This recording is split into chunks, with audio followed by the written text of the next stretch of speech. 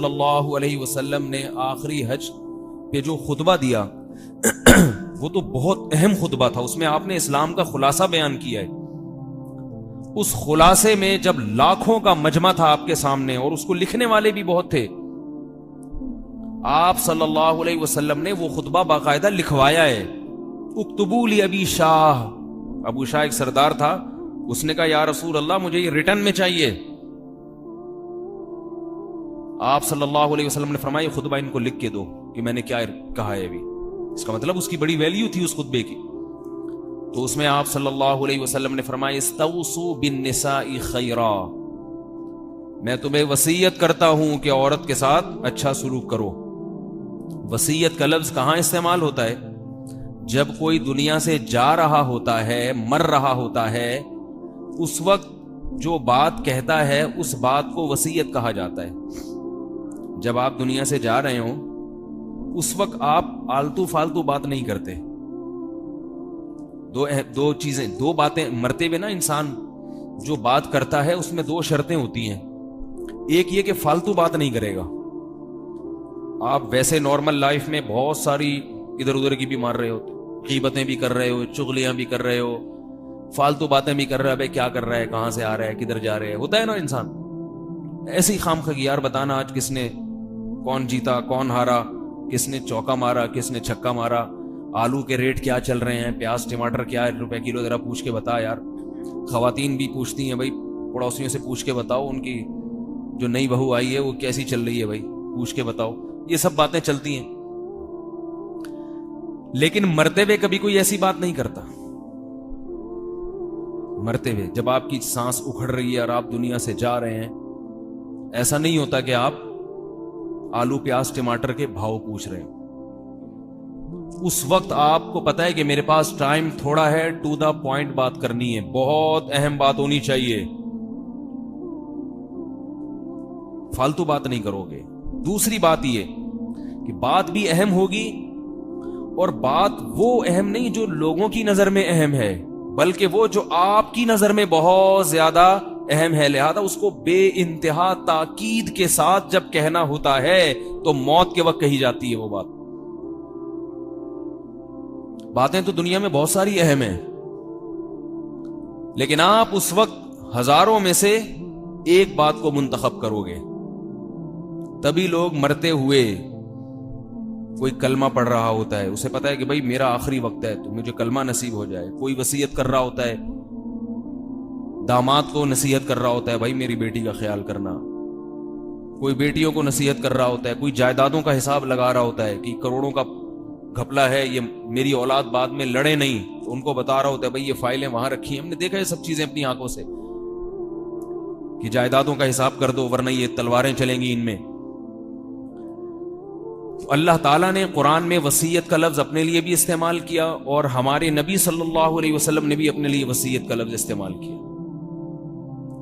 اللہ نے قرآن میں وصیت کا لفظ کہاں استعمال کیا ہے؟ حقوق کی جہاں بات آتی ہے نا, مخلوق کے حقوق کی, وہاں اللہ نے والدین کے لیے وصیت کا لفظ استعمال کیا ہے. والدین کے لیے وصیت کا لفظ کہ اللہ نے تمہیں وصیت کی ہے کہ والدین کے ساتھ اچھا سلوک کرو. وَوَصَّيْنَا الْإِنسَانَ بِوَالِدَيْهِ, ہم نے وصیت کر دی انسان کو کہ وہ والدین سے اچھا سلوک کرے. اب سوال پیدا ہوتا ہے, اللہ تو وصیت نہیں کر سکتے, اللہ تو تھوڑی دنیا سے جائیں گے, وہ تو ہمیشہ سے ہے اور ہمیشہ رہے گا. تو وصیت کے لفظ میں اللہ نے بتا دیا کہ میرے اس کلام کو ہلکا مت سمجھو, ایسے سمجھو جیسے کوئی دنیا سے جاتے ہوئے ایک آخری بات کہہ کے جا رہا ہوتا ہے. تو اس کی نظر میں اس آرڈر کی جو اہمیت ہوتی ہے, میری نظر میں والدین کے ساتھ حسن سلوک کی اہمیت اس سے بھی زیادہ ہے, کیونکہ اوصا نہیں ہے وصا ہے. عربی میں اوصا کہتے ہیں وصیت, وصا کہتے ہیں انتہائی تاکید سے وصیت. اب آپ اندازہ لگاؤ کہ والدین کا کتنا بڑا حق ہے. نہیں لگا رہے نا اندازہ, میرا خیال ہے کہ گویا اللہ نے بتا دیا جیسے کوئی دنیا سے جاتے ہوئے انتہائی تاکید سے بتا رہا ہوتا ہے کہ والدین سے حسن سلوک کرنا ہے، اچھا سلوک کرنا ہے، اچھا سلوک کرنا ہے۔ انسان کا سب سے گہرا رشتہ کس کے ساتھ ہے مخلوق میں؟ والدین کے ساتھ ہے، اور جس کے ساتھ اللہ نے اتنی تاکید کی اس کے ساتھ برا سلوک کرنے کا عذاب، پھر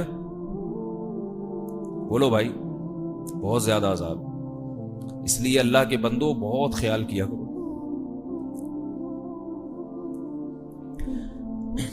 یہ جو میں نے خطبہ پڑھا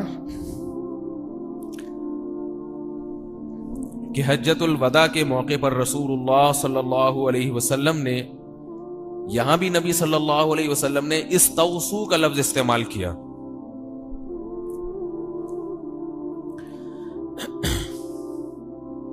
استوصوا بالنساء خیرا، تو یہاں آپ صلی اللہ علیہ وسلم نے کیا فرمایا؟ عورت کے ساتھ اچھا سلوک کرو۔ اس کے لیے بھی نبی نے کیا فرمایا کہ میری وصیت قبول کرو۔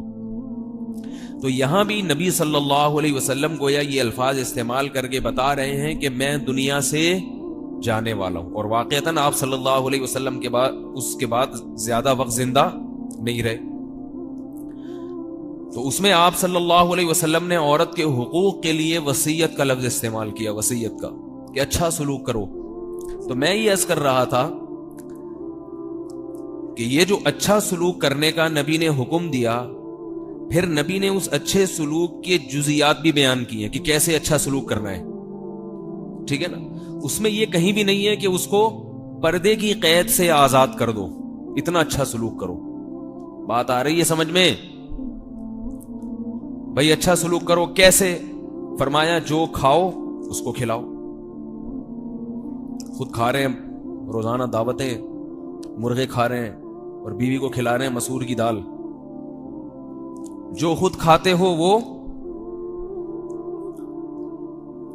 بولو بھائی، جیسا خود پہنتے ہو اس کو پہناؤ، تو یہ اچھے سلوک ہے۔ اور بہت ساری چیزیں جو آپ، میرے چونکہ ابھی موضوع نہیں ہے تو میں اس پہ زیادہ بات نہیں کروں گا۔ میں یہ بتانا چاہ رہا ہوں کہ نبی صلی اللہ علیہ وسلم نے اور اسلام نے عورت کے حقوق بتائے، اس میں یہ کہیں نہیں بتایا کہ اس کو کپڑوں کی قید سے آزاد کر دو۔ وہ اگر تمہارے دیور کے، تمہارے بھائی کے سامنے آنا چاہتی ہے بے پردہ ہو کے تو آنے دو، اتنی سختی اسلام میں نہیں ہے، ایسا نہیں کہا ہمیں۔ وہ اگر بازار میں شاپنگ کے لیے بے پردہ ہو کے گھومنا چاہتی ہے تو گھومنے دو، سختی مت کرو، ایسا نہیں ہے۔ یہ والے حقوق کس نے بتائے ہیں؟ یہ حقوق نسواں والے، ویمن رائٹس والے، کہ عورت کے حقوق کیا ہیں۔ کپڑوں کی پابندی مت لگاؤ۔ وہ اگر ہاف سلیوز میں یا اسکرٹ پہن کے گھر سے باہر نکلتی ہے تو تمہیں اجازت نہیں ہے کہ تم روک ٹوک کرو۔ یہ حقوق نسواں کے خلاف ہے، یہ خواتین کے حقوق کے خلاف ہے، سمجھ رہے؟ اسلام نے حقوق کیا بیان کیے؟ رسول اللہ صلی اللہ علیہ وسلم نے، جو کھاتے ہو اس کو کھلاؤ، اسے جانوروں کی طرح نہ پیٹو، اور اس کے جو رشتہ دار ہیں، نبی صلی اللہ علیہ وسلم نے فرمایا کہ سب سے زیادہ قابل احترام کون ہے؟ جس نے تمہیں بیٹی یا بہن نکاح میں دی، اس کے رشتہ داروں کا اکرام کرو، ان کا مذاق مت اڑاؤ، سسرالیوں کا احترام کرو، ان کا ادب کرو، ان سے عزت کے ساتھ بات کرو۔ لیکن ہو کیا رہا ہے کہ یہ تو وہ حقوق ہیں جو واقعی حقوق ہیں، لیکن ساتھ ساتھ یہ بھی بتا دیا کہ گھر کا سربراہ کون ہے؟ تم ہو۔ کیونکہ ایسے حقوق نہیں دیے کہ آدمی کے اپنے حقوق ختم ہونے لگے نا، انسان کے اپنے حقوق ہی ضائع ہونے لگے۔ وہ بھی تو کچھ کر رہا ہے نا بیچارہ، وہ بھی تو کما کما کے کھلا رہا ہے۔ اگر سارے اسی کو حقوق دے دیے جائیں تو یہ کہے گا کہ میں تو پھر خانسامہ ہو گیا، ساری چیزیں میں لے کر آتا رہا ہوں، آلو پیاز ٹماٹر دہی، صبح سے شام بچوں کو اسکول لانا لے جانا، بیماریوں کا خرچہ، اور جو کھاؤں اس کو پہناؤں، ٹھیک ہے نا؟ تو نتیجہ کیا نکلے گا کہ وہ کہے گا کہ میں کیا ہوں، میری حیثیت کیا ہے؟ خانسامہ کی۔ تو شریعت نے کہا کہ نہیں بھائی، آرڈر کس کا چلے گا گھر میں؟ تمہارا چلے گا۔ تم نے محبت سے رہنا ہے لیکن حکم تمہارا چلے گا، اطاعت وہ تمہارا کرے گی، تمہاری اطاعت کرے گی۔ لیکن جو حقوق نسواں والے ہیں وہ کیا کرتے ہیں؟ وومن رائٹس والے، शोर मचाते हैं, औरत के हुकूक, औरत के हुकूक, औरत के हुकूक, औरत के हुकूक, वुमेन राइट्स, वुमेन राइट्स। और ड्रामे दिखाएंगे, फिल्में दिखाएंगे कि दाढ़ी वाला कैसे बीवी को पीट रहा है, ठीक है ना, और उसने कैसे रस्सी से बांधा हुआ है चारपाई से अपनी बीवी को, घर से बाहर नहीं निकलने देता, और गैरत के नाम पे बंदूक उठा के घूम रहा है कि अगर तुमने किसी अननोन मिस कॉल का भी जवाब दिया ठा। यही होता है ना, यही दिखा रहे हैं ना, अननोन भी कोई कॉल आ गई, तुमने रिसीव कर ली, वो गफ्फार की, सत्तार की, वसीम की, वो तो सवाल ही पैदा नहीं होता। उनको तो मैं जानता हूं भाई, कोई गफ्फार, सत्तार, माजरत के साथ ये नाम वैसे चेंज करने चाहिए। बहुत से लोग सत्तार, गफ्फार होते हैं, मेरे अपने रिश्तेदारों में हैं, तो ABCD कर देते हैं, लेकिन जो मजा गफ्फार, सत्तार में है वो मजा नहीं है ना, क्योंकि ये वो नाम है जो है मुआशरे में चल रहे हैं, लेकिन बदल बदल के ताकि सब कवर हो जाए। तो ये ड्रामों में, फिल्मों में दिखाया जाता है। मैं नहीं देखता फिल्में न ड्रामे देखता हूं। लोग अजीब अजीब तबसरे करते हैं। कोई किसी फिल्म का डायलॉग सुना दो ना तो लोग कहते हैं इन्होंने फिल्म देखी हुई है। भाई डायलॉग तो इंसान पब्लिक से भी सुन लेता है। वो बोल फिल्म आई थी, उसके डायलॉग बड़े मशहूर हुए थे, जब खिला नहीं सकते तो पैदा क्यों करते हो। तो मैंने उसके डायलॉग पे तबसरा किया तो बाज लोगों ने कमेंट्स किए कि ये भी फिल्में देख के आए हो।